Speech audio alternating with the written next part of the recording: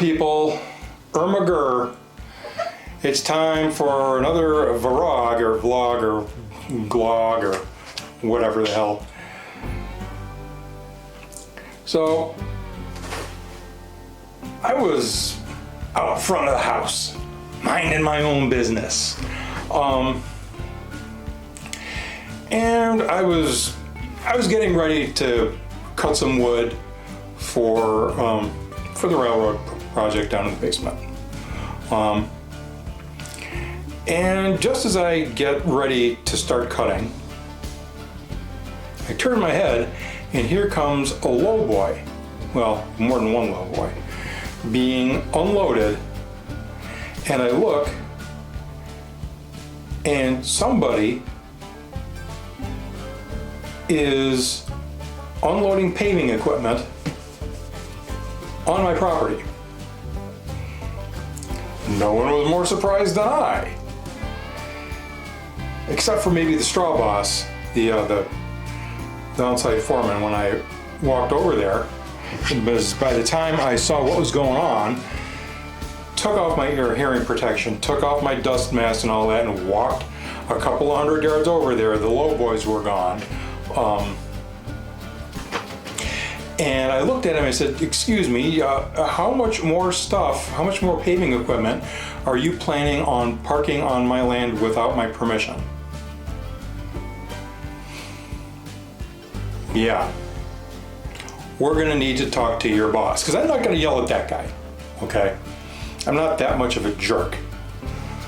Those guys are hourly rate guys who are, hey, go park this crap over there. So they get a hold of their salesman. Well, nobody talked to you? Well, obviously nobody talked to me. If somebody had talked to me or sent me something in writing, we wouldn't be having this conversation, would we? So the salesman, they talk back and forth, and then the salesman hangs up, and I still haven't spoken with anyone. So the salesman calls that guy back. So my rural road is a little, I wouldn't quite call it 2 full lanes. It's never had lane striping or edge striping.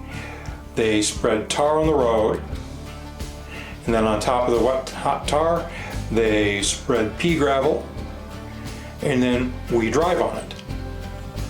And it becomes a road, and it works pretty good. Well, now we're actually gonna pave it, apparently. Which, okay, that's nice. It worked fine the way it was. We're gonna pave it. That's super swell.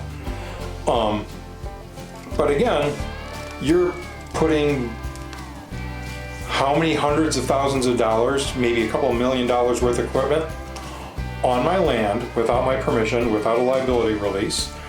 And, oh yeah, I've got a contract with a dairy farmer who rents my land. So finally, the salesman calls him back. And it turns out he had called the highway, there I go, touching my face again. Turns out he had called the highway superintendent, newly elected this year, and this past year. And yeah, they're supposed to be on the south side of the road. I'm not sure who owns that. Now I know who owns the house that's 600 feet back, and I can't blame her. Nice family, but I cannot blame the wife. If she answers the door and doesn't expect you, she answers the door Glock in hand, because they've had issues. But yeah, so whoever Suit Code are, I've got probably $1.5 million or $2 worth of their stuff parked on my field. Now, the salesman did email me a liability release. But I guess I'm going to have to head on over to my attorney's office tomorrow, give that shit to him. Sorry for the language, I'm kind of, unhappy. So I guess that's about all with that. Just wanted to get that garbage off my chest. And hey, let's get back to digging those steel targets out of that clay. Oh my God.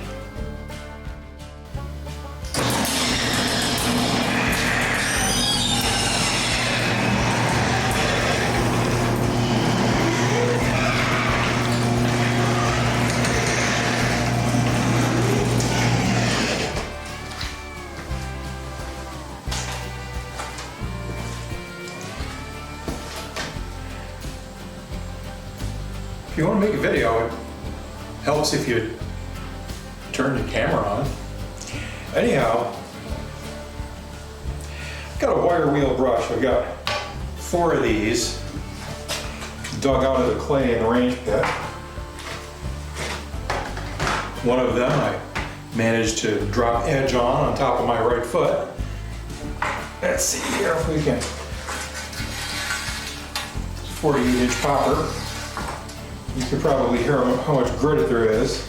So my plan is I'm going to wire wheel this. I'm going to go, not tomorrow, because tomorrow's Dad's 98th birthday, so we'll be a little busy with that. I will go to the big box home improvement store that has the orange buckets, and possibly if the Napa store is open, possibly there, and see if there are some CRC rust preventers. I'm not sure that's necessary for the strike face of the target, but the base is not AR500 steel, and I'd kind of like to save that from rusting away. So I'm going to wire wheel the front and back of the strike face. I'm going to pull a cotter pin, get this disassembled. I'll paint the strike face front and back, and then I'm going to go after the base again with the wire wheel.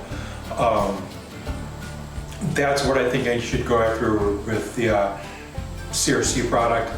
I've always heard good stuff about that. If you know different, please tell me in the comments section.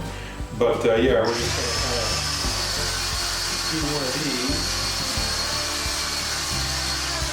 and get the surface rust off and see how things look and paint it up. So yeah, let's get to it.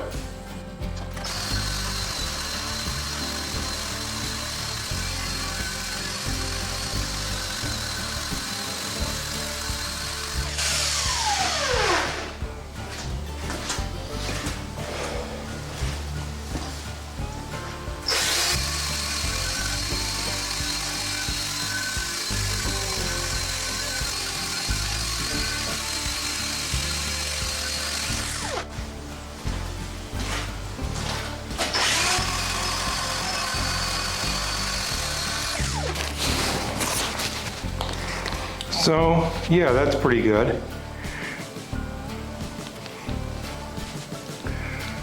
That doesn't take too terribly much.